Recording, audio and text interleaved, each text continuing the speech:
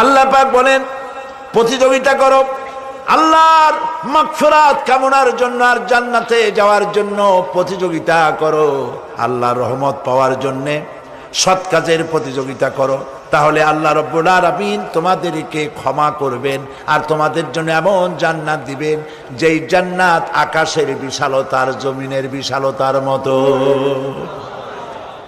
এই বিরাট জান্নাত তোমাদেরকে দিবেন। এই জান্নাত চিরস্থায়ী সুখ এবং শান্তি জায়গা হবে।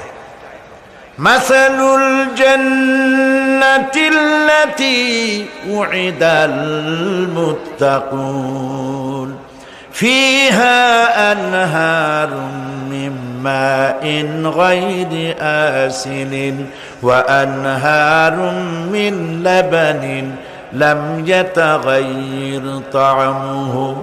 আল্লাহ পাক বলছেন জান্নাত আল্লাহ পাক ওয়াদা করেছেন মুত্তাকীদের জন্য। আল্লাহ পাক জান্নাত দিবেন যে জান্নাতের ভেতরে রয়েছে মধুর প্রস্রবণ, রয়েছে